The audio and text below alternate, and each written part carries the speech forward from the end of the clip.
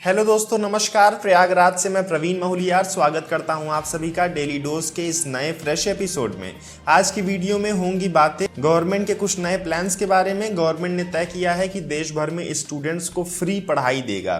कैसे आप अपने घर में बैठ के गवर्नमेंट की इस नई फ्री पढ़ाई की योजना को प्राप्त कर सकते हैं, इस वीडियो में हम आपको बताएंगे। साथ में बैंक्स के बारे में एक नई जानकारी है। टोटल 6 बैंक्स को फिर से चूना लगाया गया है, मतलब कि उनके साथ किया गया है सैकड़ों करोड़ का फ्रॉड। कौन से बैंक इस बार फ्रॉडस्टर के गिरफ्त में आए हैं, गलती क्या हुई है, इस वीडियो में हम जानेंगे। ट्रेन्स को चलाने की परमिशन दे दी है भारत सरकार ने इंडियन रेलवेज को। कितनी ट्रेन चलेंगी, कब से चलेंगी, कैसे टिकट बुक कर सकेंगे, सारी बातें वीडियो में बताई जाएगी। और लास्ट में हम आपको बताएंगे बीएसएनएल के बारे में। बीएसएनएल के 4G सर्विस का इंतजार हम काफी समय से कर रहे हैं। खुशखबरी ये है कि अब आप बीएसएनएल की 4G सिम प्राप्त कर सकते हैं। आइए विस्तार से करते हैं सारी बातें, लेकिन सबसे पहले क्वेश्चन ऑफ द डे। कल था मदर्स डे, तो मदर्स डे के उपलक्ष्य में ये सवाल है, बताइए मदर टेरेसा का फुल नेम क्या था। देखता हूं किसको किसको पता है, कमेंट करके बताइए। अगर आपको नहीं पता है तो गूगल पे जाके सर्च कीजिए और फिर कमेंट में लिखिए, क्योंकि मैं चाहता हूं कि आपको उनका फुल नेम, रियल नेम आना चाहिए। पहली खबर है इंडियन रेलवेज की तरफ से।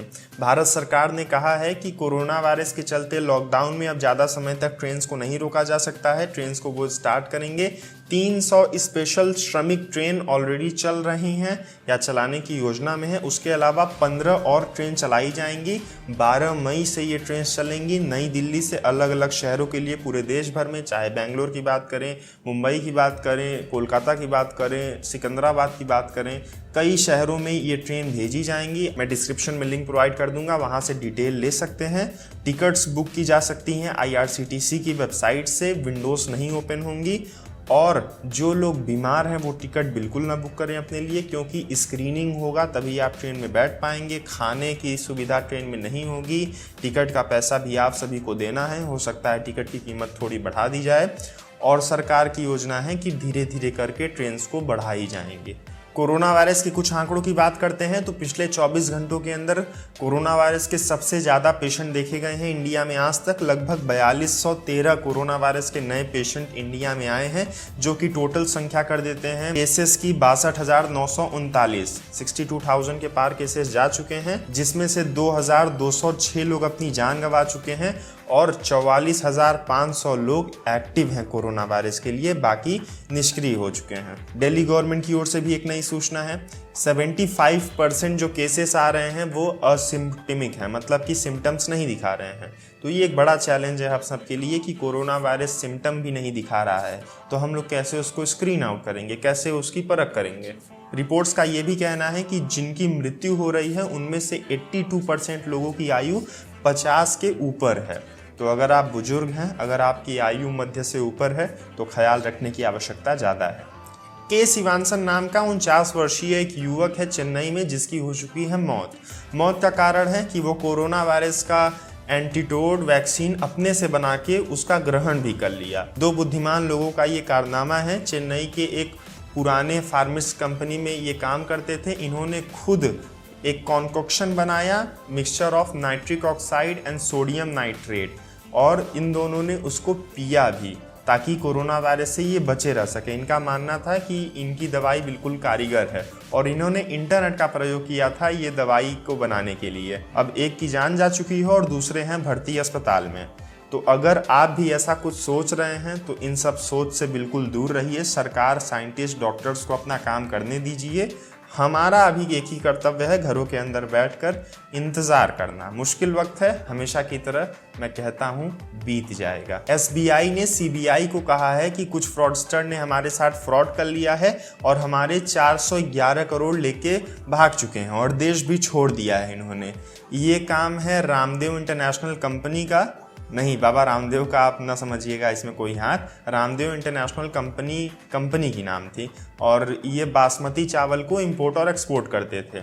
इसके जो निदेशक थे सुरेश कुमार, नरेश कुमार और संगीता, इन तीनों के खिलाफ केस दर्ज है और इन्होंने 411 करोड़ रुपए का संयुक्त लोन लेके चुकाया नहीं और फरार हो गए हैं। SBI, Canara bank, union bank, ICICI bank और 1-2 बैंक लोकल के भी अन्य शामिल थे। 27 जनवरी 2016 में इनका अकाउंट एनपीए हो गया था और एसबीआई ने फाइनली सीबीआई को ये मामला सौंप दिया है, क्योंकि अब उनके गिरफ्त से ये लोग बाहर हैं। PNB, PMC, yes bank, SBI सब पारी पारी ऐसे केसेस के गिरफ्त में आ रहे हैं। इन केसेस के बाद मन में सवाल ये उठता है कि जो लोग फरार हो रहे हैं सब कुछ छोड़ छाड़ के, उनको बैंक कैसे इतना हैवी लोन सेक्शन कर सकती है। और 2016 के शुरुआत में एनपीए हुआ था इनका अकाउंट, तो अभी तक बैंक के अधिकारी क्या कर रहे थे? अभी तक इन्होंने क्यों नहीं इस बात को बताया? अब जाके लॉकडाउन में सीबीआई को ये केस सौंप रहे हैं। अगली खबर है गवर्नमेंट की ओर से। एचआरडी मिनिस्ट्री ने घोषणा की है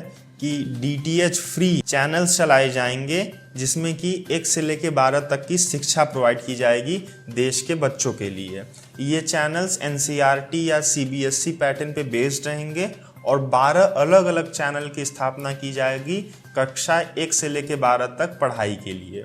बहुत ही अच्छा कदम है, इस पे काम चल रहा है। उम्मीद है जल्द ही आप सभी को अपने टीवी पे फ्री में इसका प्रसारण देखने को मिले। जो बच्चे घर पे हैं, जिनके यहाँ इंटरनेट की सुविधा नहीं है, टीवी की सुविधा है, जो आराम से पढ़ सकते हैं घर के अंदर, तो लॉकडाउन में वो आराम से घर के अंदर बैठ के पढ़ सकते हैं। मैं तो कहूँगा कि लॉकडाउन नहीं, सरकार को ऐसी शिक्षा पद्धति का इस्तेमाल हमेशा ही करना चाहिए। फ्री में शिक्षा आप स्कूल में बांटेंगे तो उसमें पैसे ज़्यादा लगेंगे, खर्च ज़्यादा आएगा, पर एक जगह लाइव अगर कोई पढ़ा रहा है, उसको आप पूरे देश में प्रसारण दे रहे हो, तो उसमें खर्च भी कम आएगा और सारे बच्चे समझेंगे भी अच्छे से। बीएसएनएल की ओर से खबर है, आप सभी को पता है कि बीएसएनएल 1 अप्रैल 2020 में लॉन्च करने जा रहा था बीएसएनएल 4G सर्विसेज, लेकिन लॉकडाउन हो गया, कोरोना वायरस आ गया, तो इसकी वजह से सारे मामले पोस्टपोन हो चुके हैं। लेकिन बीएसएनएल का आप कहना है कि अगर अब आप 4G सिम खरीदना चाहें तो खरीद सकते हैं। अपग्रेड करने की कॉस्ट बिल्कुल फ्री है। 2G 3G सिम दीजिए, आपको 4G मिल जाएगी, और नया सिम अब आप खरीदेंगे तो आपको 100 रुपये का मिनिमम रिचार्ज कराना पड़ेगा, तो आपको 4G सिम बीएसएनएल की ओर से मिल जाएगी। इसका ये मतलब नहीं है कि 4G इंटरनेट भी चलने लगेगा, उसमें चलेगा 3G इंटरनेट ही फिलहाल। पर बीएसएनएल का कहना है कि लॉकडाउन के खत्म होते होते वो हर जगह अपने टावर्स एस्टैब्लिश कर लेंगे। नोकिया और एडिशन के साथ इनका काम चल रहा है, 4G पे अपग्रेडेशन हो रहा है और जल्द ही सारा काम कंप्लीट हो जाएगा और आप सभी को 4G सर्विस देखने को मिलेगा। आखिरी खबर, 80 करोड़ लोगों को लाभ दे सकता है। मोदी सरकार की नई योजना है कि राशन कार्ड अब बदले जाएंगे पूरे देश भर में। जो पुराने सिस्टम के राशन कार्ड हैं उनको अपग्रेड किया जाएगा और ये जो नए राशन कार्ड होंगे ये पूरे देश में यूनिवर्सल रहेंगे। आप कहीं से भी राशन ले सकते हैं। 5 किलो तक चावल आपको 3 रुपए में मिलेगा और गेहूं मिलेगा 2 रुपए प्रति किलो में।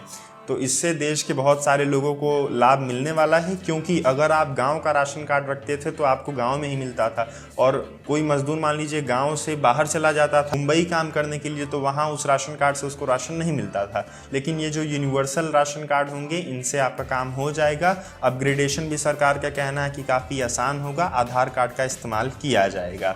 तो आप सभी के लिए खुशी की ये भी एक खबर। आज की इस वीडियो में कम ही जानकारी थी, वीडियो आप सभी को जल्दी भी देनी थी, और मेरे यहाँ आंधी तूफान भी आ रहा है, बिजली उजली की कुछ समस्या है, पावर बैकअप्स भी मुश्किल से मिल रहे हैं, तो आप सभी थोड़ा साथ दीजिएगा। अगर 1-2 दिन वीडियो ना आ सकी तो धैर्य रखिएगा। अभी के लिए दीजिए मुझको इजाज़त। जय हिंद, जय भारत।